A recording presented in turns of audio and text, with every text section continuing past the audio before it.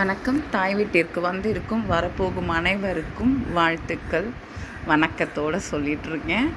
இந்த மாதம் என்ன எல்லோரும் நல்லா இருப்பீங்க அப்படின்னு நினைக்கிறேன்ல உண்மை. பட் இன்னொரு விஷயம் என்னன்னு அப்படின்னு பார்த்திங்கன்னா, வெயில் ரொம்ப அதிகமாக இருக்குது இல்லையா?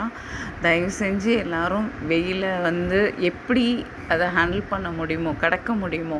ஏன்னா நான் சொல்லிடலாம், எல்லாம் வீட்டுக்குள்ளேயே இருங்க, ரெஸ்ட் எடுங்க, காலையிலேருந்து ஈவினிங் வரைக்கும் வெளியே போகாதீங்க அப்படியெல்லாம் சொல்லலாம். பட் ஆனால் சொல்ல முடியாது இல்லையா? ஏன்னா அவங்கவுங்க சூழ்நிலைன்னு ஒன்று இருக்குது. சொல்கிறது வேறு, நீங்கள் அனுபவிக்கிறது வேறு. ஆனால் முடிஞ்ச அளவு நிறைய தண்ணி எடுத்துக்கோங்க. அது எங்கேயுமே கிடைக்கும், எப்போவுமே கிடைக்கும்.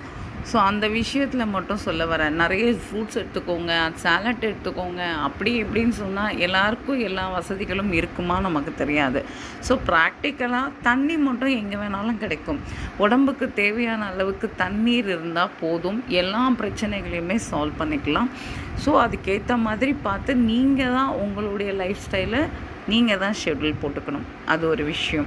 இன்னொன்று, இப்போ பசங்களுக்கெல்லாம் ரிசல்ட் வந்துட்டுருக்க டைமாக இருக்குது.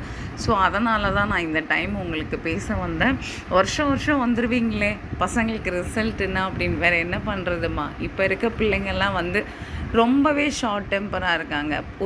ஒரு விஷயம் கிடைக்கலன்னா அவங்க ரொம்ப மனம் உடைஞ்சு போயிடுறாங்க. ஸோ அந்த விஷயத்துக்காக தான் இதை ஒரு குட்டி கதையாக உங்களுக்கு சொல்லி அதனுடைய இதை முடிச்சுக்கலாம் அப்படின்னு இருக்கேன். அதாவது ஒரு ஊரில் ஒரு பையன் ஒரு 10th எழுதியிருக்காங்க, ஃபெயில் ஆகிடுறாங்க ஒரு சப்ஜெக்ட்டு. ஸோ அவன் சூசைட் பண்ணிக்கவே போய்ட்றான் அந்த பையன். அப்போது அங்கே இருந்து அவங்க அப்பா பையனை தடுத்து கூப்பிட்டு ஏன் இப்படி பண்ணுற அப்படின்னா, எனக்கு ஒரு சப்ஜெக்ட் போயிடுச்சுப்பா, நான் வாழவே எனக்கு விருப்பம் இல்லை, 1 year கிட்டே எனக்கு வேஸ்ட்டாக போச்சு. ஸோ நான் என்ன பண்ணுவேன் அப்படிங்கிற மாதிரி பையன், ஒரு சப்ஜெக்ட் மீன்ஸ் 2-3 சப்ஜெக்ட் வைங்களேன். ஸோ நான் 1 year எனக்கு வேஸ்ட்டாக போச்சு, நான் என்ன பண்ணுவேன்னு தெரியல, என் லைஃபே போச்சு அப்படி இப்படின்னு சொல்லி அழுது 3 மாதமாக அழுகுறான். ரூமை விட்டு வெளியே வர மாட்டேங்கிறான்.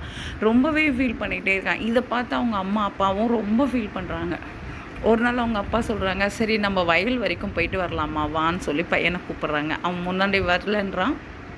அதுக்கப்புறம் அப்பா சொல்கிறாங்கன்றதுக்காக அப்பா கூட வயலுக்கு போயிட்டு வயக்காட்டில் எல்லாமே பார்த்துக்கிட்டே இருக்காங்க. அதில் நல்ல செழிப்பாக வளர்ந்துருக்கு வயல், ரொம்பவே செழிப்பாக வளர்ந்துருக்கு. அவங்க அப்பா போட்ட பயிர் நல்லாவே செழிப்பாக வளர்ந்துருக்கு. ஒரே ஒரு இடத்துல மட்டும் அந்த பயிரை பூச்சி அரிச்சிருக்கு. ஒரே ஒரு செடியை மட்டும் ஒரு பூச்சி அரிச்சிருக்கு. உடனே பூச்சி அரித்த உடனே அவர் அங்கே வேலை செய்கிறவரை கூப்பிடுறாரு. அவங்க அப்பா கூப்பிட்டு, நீங்கள் இந்த வயக்காட்டை அப்படியே மொத்தத்தையுமே எரிச்சிடுங்க அப்படின்னு சொல்கிறாரு.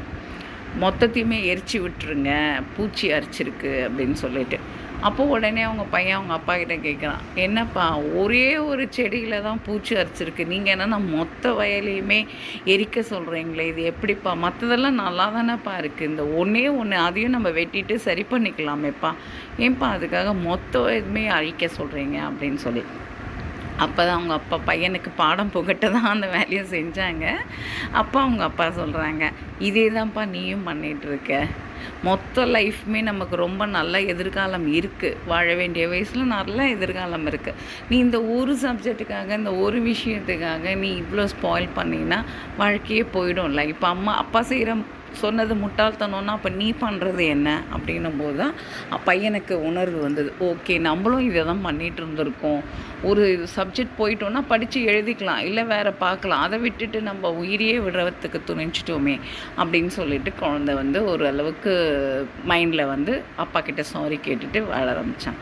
இதை ஏன் சொல்கிறேன் அப்படின்னா பிள்ளைங்கள்லாம் அந்த மாதிரி இருக்காங்க. நம்ம தான் அவங்களுக்கு என்ன பண்ணணும், ஏது பண்ணணும் ரொம்ப ப்ரெஷர் கொடுக்காம, நம்ம அப்பா அம்மா இதை ஏற்றுப்பாங்களா அப்படின்லாம் பசங்க யோசிப்பாங்க. நம்ம என்ன மாதிரி இருக்கோன்றத பசங்களுக்கு சொல்லி கொடுங்க. வாழ்க்கையில் படிப்பு கண்டிப்பாக முக்கியம், அதை விட முக்கியம் எல்லாமே தெரிஞ்சிருக்கணும், மனப்பக்குவம் இருக்கணும். அதெல்லாம் பிள்ளைங்களுக்கு சொல்லி கொடுத்து வளருங்க. உண்மையாகவே பிள்ளைங்க நல்ல பிள்ளையாக வளரும். இந்த மாதம் எல்லாருக்கும் தெரியும், வாக்குறுதி கண்டிப்பாக பதிவு பண்ண வேண்டியது. அதனாலேயே நான் இவ்வளோ சீக்கிரம் வந்தேன். இதை பற்றி நான் எந்த இதுவும் சொல்லலை, இதுக்கு போடுங்க அதுக்கு போடுங்கலாம் நான் சொல்ல வரல. பட் உங்களுக்கு எது சரின்னு தோணுதோ, உங்கள் மனசாட்சிக்கு எது சரி தோணுதோ, எப்படி சொல்லுவோம் இல்லையா, ஒன்ஸ் விட்டுட்டோன்னா மறுபடியும் பிடிக்க முடியாது. 5 இயர்ஸ்ன்றது கூட பெரிய விஷயம் இல்லை. ஒன்ஸ் நம்ம விட்டுட்டோன்னா பிடிக்க முடியாது. எது உங்களுக்கு சரின்னு தோணுதோ அதுக்கு கண்டிப்பாக வாக்கை பதிவு பண்ணுங்கள். யாருமே ஓட்டு போடாமல் மட்டும் இருந்துடாதீங்க. உங்களுக்கு எது தோணுதோ போடுங்க, ஓட்டை போடுங்க. அதை போடாமல் இருக்காதீங்க. அது நம்மளுடைய உரிமை, நம்மளுடைய இது. சின்ன பிள்ளைங்கள்லாம் கூட இப்போ துடிக்கிறாங்க, எனக்கு ஓட்டு கிடைச்சா நல்லாயிருக்கும்னு சொல்லிட்டு. ஸோ நமக்கு ஓட்டு கிடச்சிருக்கு, நம்ம அதை பயன்படுத்திக்கணும். கண்டிப்பாக போய் போடுங்க. அம்மா எல்லாரையுமே அடுத்த பதிவில் கண்டிப்பாக பார்க்குறேன். வாழ்க வளமுடன்.